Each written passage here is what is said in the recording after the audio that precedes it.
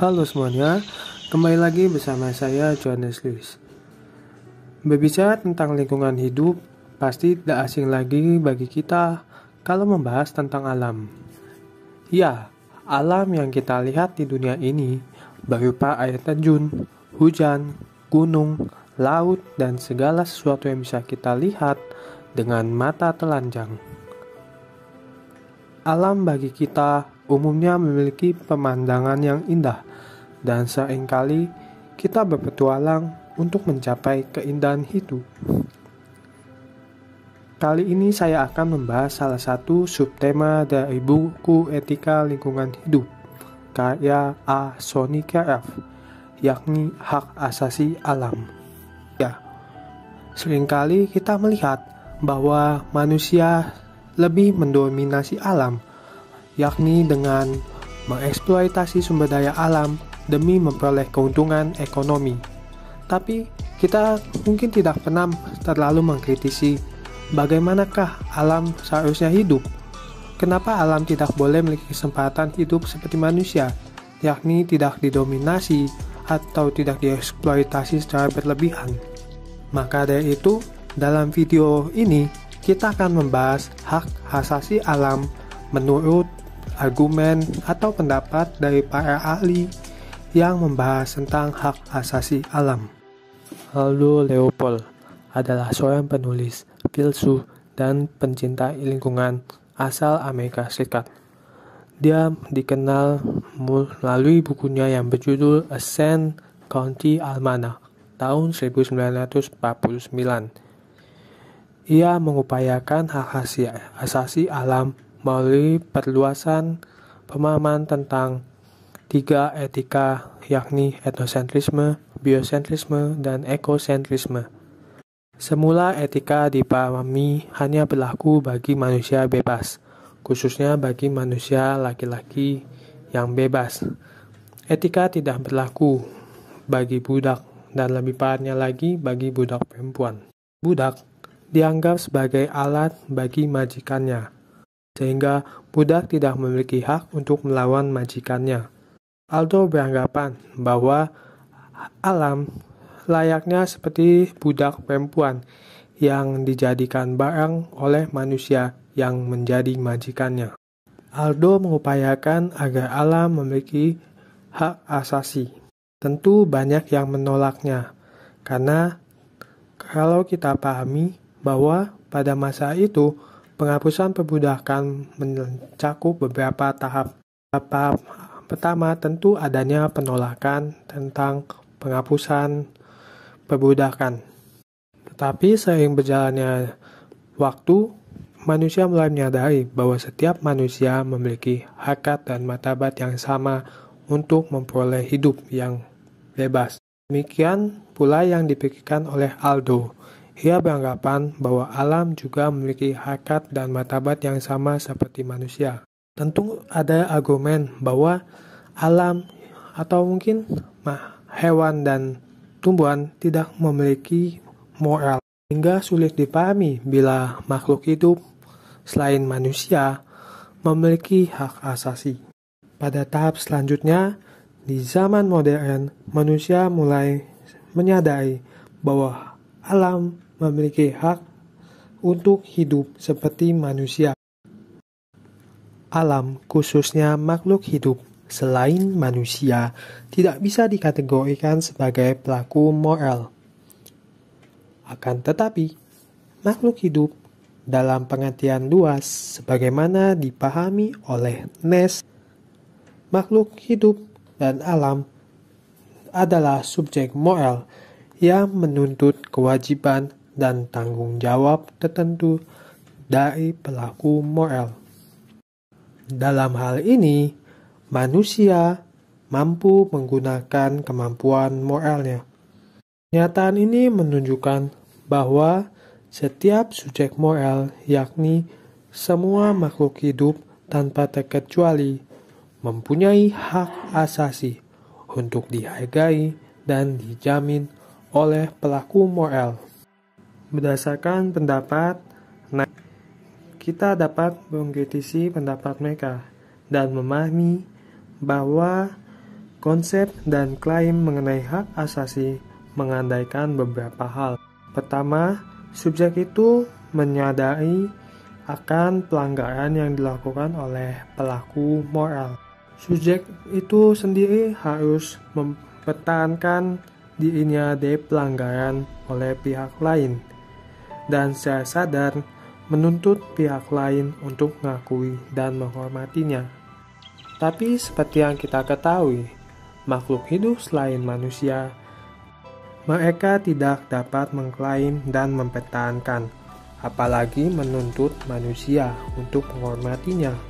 Kedua, konsep lain mengenai hak asasi selalu mengandaikan adanya kewajiban pemilik hak asasi tersebut untuk menghargai hak asasi pihak lain secara seimbang. Maka dapat dipahami pada pengertian kedua ini bahwa setiap pihak harus saling menghargai hak asasinya. James A. Nash, seorang pencinta lingkungan dan penulis. Ia memiliki buku yang berjudul Loving Nature, Ecological Integrity and Christian Responsibility. James A. Nash berpendapat bahwa setiap organisme hidup memiliki kecenderungan untuk bertahan hidup dan berada. Tentunya benda-benda abiotik tidak memiliki kecenderungan seperti itu. Apa saja benda-benda abiotik itu? Ya, benda-benda abiotik itu berupa benda-benda mati seperti air, sinar matahari, tanah, minyak bumi, emas, batu bara, dan sebagainya. Meskipun mereka tidak memiliki kecenderungan untuk bertahan hidup, tetapi mereka pun juga harus dijaga dan dilestarikan karena kehidupan organisme hidup seperti manusia, hewan, dan tumbuhan memiliki ketergantungan terhadap benda-benda abiotis. Paul Taylor. Berbeda dengan para ahli yang sebelumnya telah kita bahas, Paul Taylor cenderung menolak bahwa hewan dan tumbuhan memiliki hak moral.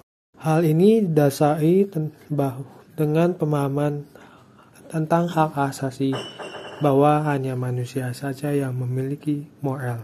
Tetapi Paul Taylor mengakui dan menerima bahwa binatang dan tumbuhan mempunyai hak legal. Hak legal adalah hak yang diberikan, diakui, dan disahkan oleh hukum suatu negara. Paul Taylor tentu menolak bahwa binatang dan tumbuhan memiliki hak moral. Tapi ia berpendapat bahwa kita bisa saja menerima binatang dan tumbuhan mempunyai hak moral, sebagaimana halnya kita menerima bahwa anak-anak orang gila, orang sakit parah, dan orang yang cacat mental mempunyai hak moral atau hak asasi. Tapi ia menegaskan kembali bahwa binatang dan alam tidak memiliki hak moral. Alasan mengapa dia menolak bahwa binatang dan alam memiliki hak moral, pertama, karena pelaku hak moral harus bisa menuntut dan menerima pelaku moral lain. Dua, pemilik hak tersebut harus mempunyai sikap hormat terhadap diri sendiri, termasuk dia sendiri harus bisa menghargai haknya sendiri. Pemilik hak moral itu harus menyadari bahwa dia sendiri mempunyai nilai dan martabat untuk dipertahankan dan dilindungi. Tetapi yang menjadi masalah, hewan dan alam tidak memiliki hal tersebut. Mereka tidak bisa mempertahankan dirinya atau bahkan menuntut pelaku moral. Ketiga, kalau makhluk tertentu dikatakan mempunyai hak, maka ia harus mampu memiliki kemampuan untuk memilih dan memiliki hak. Pemilik hak bisa dengan bebas mengabaikan dan mengorbankan haknya atau memilih untuk menikmati hak tersebut. Dan terakhir, ia berpendapat bahwa hak lanjutan sebagai konsekuensi dari memiliki hak-hak moral tadi. Maksudnya, pihak tertentu mempunyai hak moral. Pihak tersebut berhak untuk menuntut. mengadukan pelanggaran atas haknya dan mendapatkan kompensasi. Tapi apa dayanya alam dan binatang? Mereka sekali lagi tidak bisa menuntut untuk mendapatkan kompensasi karena telah dilanggar oleh pelaku moral. Alasan-alasan Taylor ini termasuk alasan yang sangat logis. Yang menjadi pertanyaan, mengapa Taylor menerima hak legal bagi binatang dan tumbuhan tetapi menolak hak asasi bagi binatang dan tumbuhan? Selanjutnya, semua makhluk hidup memiliki hak atas kebebasan. Kebebasan dapat kita pahami bahwa kita harus mengakui dan menerima semua makhluk hidup karena mereka memiliki hak atas kebebasan. Tentunya ada perbedaan kebebasan baik untuk manusia maupun makhluk hidup selain manusia. Perbedaan yang mencolok terlihat pada akal budi. Manusia memiliki akal budi, sedangkan makhluk hidup selain manusia tidak memiliki akal budi. Tetapi sama seperti manusia, binatang atau tumbuhan pun mereka juga memiliki kebebasan atas kehidupannya.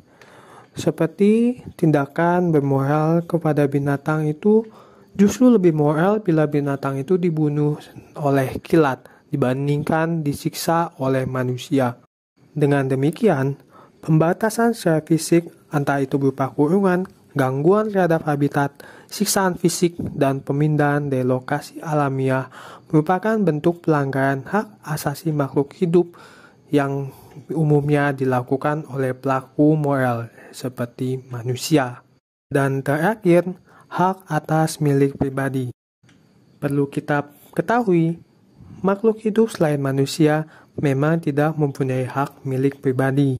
Tapi kita harus menerima bahwa makhluk hidup selain manusia membutuhkan ekosistem atau habitat untuk hidup dan berkembang.